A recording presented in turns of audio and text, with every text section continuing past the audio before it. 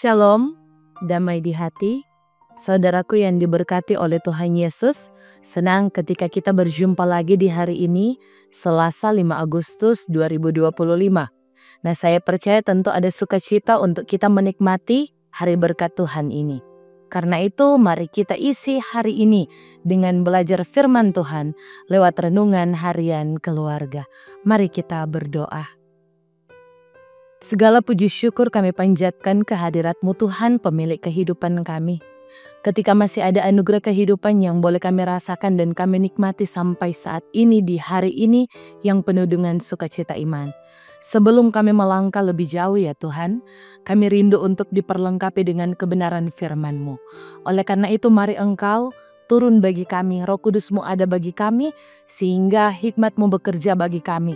Kami mampu untuk mengerti dan memahami apa yang menjadi firman-Mu untuk kami lakukan.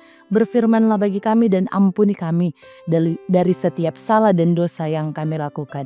Dalam nama Yesus, amin. Mari kita membuka dalam perjanjian lama kitab Amsal pasalnya yang ke-14, kita akan baca ayatnya yang ke-29. Firman Tuhan berkata, "Orang yang sabar besar pengertiannya, tetapi siapa cepat marah membesarkan kebodohan." Demikian firman Tuhan. Judul renungan kita di saat ini, sabar atau marah. Nah, keluarga Kristen yang dikasihi dan diberkati oleh Tuhan Yesus, dalam ilmu psikologi, sabar dan marah merupakan bentuk ekspresi yang sama-sama menunjukkan emosi dari seseorang. Nah, sabar adalah kemampuan untuk menahan diri dan tetap tenang saat menghadapi kesulitan, tantangan, atau situasi yang tidak menyenangkan. Nah, ini mencakup kesediaan untuk menunggu dengan penuh ketenangan tanpa ada putus asa. Nah, sedangkan amarah adalah sebuah perasaan atau emosi yang muncul sebagai reaksi terhadap sesuatu yang dianggap tidak adil, menyakitkan, ataupun mengecewakan. Nah, biasa marah ditandai dengan kesal, frustasi, atau kemarahan yang kuat.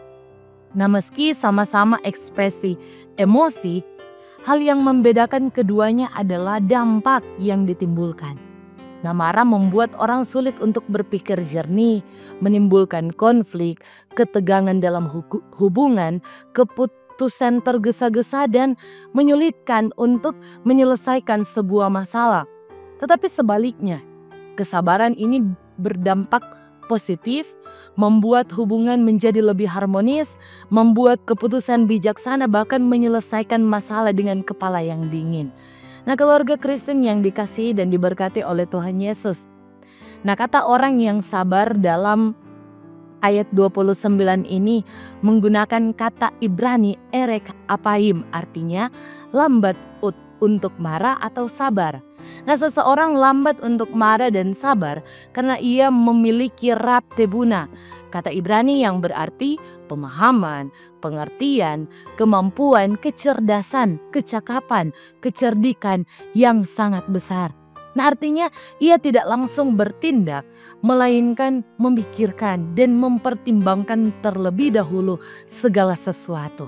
Dengan demikian dapat dikatakan bahwa ia adalah orang yang bijaksana. Nah, penulis Amsal di sini mempertentangkan sikap sabar dan marah, sekaligus di sini menunjukkan dengan tegas keuntungan dan kerugian dari kedua sikap emosi tersebut.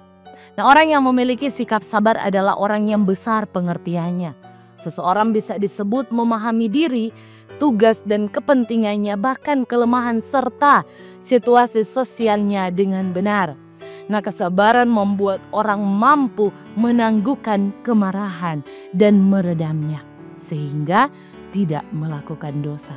Sebaliknya saudara-saudara, kemarahan membuat hawa nafsu tidak terkendali, seperti menunjukkan kebodohan sendiri. Orang yang cepat marah, hatinya mudah tersulut oleh hasutan. Nah, oleh karena itu keluarga Kristen yang dikasihi dan diberkati oleh Tuhan Yesus, ujian terhadap kesabaran selalu datang setiap hari dalam kehidupan kita. Entah karena keadaan atau perilaku orang lain. Nah, menghadapi situasi yang demikian, pilihlah untuk tetap bersabar. emosi yang tidak terkendali sering menyebabkan terjadinya tragedi. Kesabaran membuat orang terluput dari kebodohan. Nah, bertindak sabar sama artinya berlaku cerdas. Oleh karena itu marilah sebagai keluarga Kristen kita taburkan nilai-nilai kesabaran dengan mengajarkan kebijaksanaan yang mempertajam kecerdasan emosional berdasarkan firman Tuhan Allah. Demikian renungan harian kita di saat ini. Tuhan Yesus memberkati firman-Nya, bahkan memberkati kita sekalian. Amin. Mari di saat ini kita satu dalam permohonan doa, kita berdoa. Ya Tuhan Allah Bapa yang baik, terima kasih banyak untuk setiap anugerah kehidupan yang masih boleh kami nikmati dan kami rasakan sampai di saat ini. Dalam aktivitas kehidupan yang akan kami jalani di sepanjang hari ini, ada taburan firman-Mu yang menguatkan kami, yang menuntun kami sebagai orang yang percaya kepadamu dalam kami menjalani hari-hari kehidupan ini. Untuk kiranya kami mampu untuk bertindak sabar dalam setiap proses kehidupan yang Engkau berikan. Biarlah kiranya Engkau terus memberikan yang terbaik dalam keberadaan kehidupan kami lewat setiap tantangan dan pergumulan yang kami hadapi. Kami yakin kesabaran ada dalam pribadi kami lepas pribadi. Ya Tuhan Allah Bapa kekal, senantiasa di tempat ini di saat ini mendoakan untuk setiap jemaat-Mu dimanapun mereka pergi dan berada, dalam setiap tugas tanggung jawab yang akan mereka jalani. Mari Tuhan, biarlah kiranya Engkau memberkati apapun yang menjadi pekerjaan, usaha, aktivitas kehidupan, pendidikan mereka hari lepas hari. Mari Tuhan, Engkau memberikan yang terbaik, berkat Tuhan senantiasa tercurah dan teralami bagi kehidupan mereka pribadi lepas pribadi. Punya Tuhan, ketika Engkau mendapati anggota jemaat-Mu ada yang dalam persoalan, ada dalam pergumulan, kesulitan, tantangan, mari Tuhan, Engkau tilik mereka satu persatu. Engkau memberikan yang terbaik, jalan-jalan keluar yang terbaik senantiasa Tuhan sediakan bagi keberadaan kehidupan mereka. Sehingga lewat semuanya itu, damai sejahtera dan sukacita iman akan mereka nikmati dan mereka terima karena Tuhan bekerja dalam kehidupan mereka. Pun yang saat ini ada dalam harapan, rencana, rancangan kehidupan, mari Tuhan Engkau melihat dan Engkau memberikan yang terbaik sehingga rencana indah senantiasa teralami dalam keberadaan kehidupan mereka. Ya Tuhan Allah Bapa kekal, bersyukur bagi anggota jemaat-Mu yang saat ini sementara merayakan hari ulang tahun pribadi pun hari ulang tahun pernikahan. Mari senantiasa Engkau memperlengkapi sukacita mereka. Biarlah kiranya berkat Tuhan senantiasa teralami dalam kehidupan mereka dimanapun mereka pergi dan berada.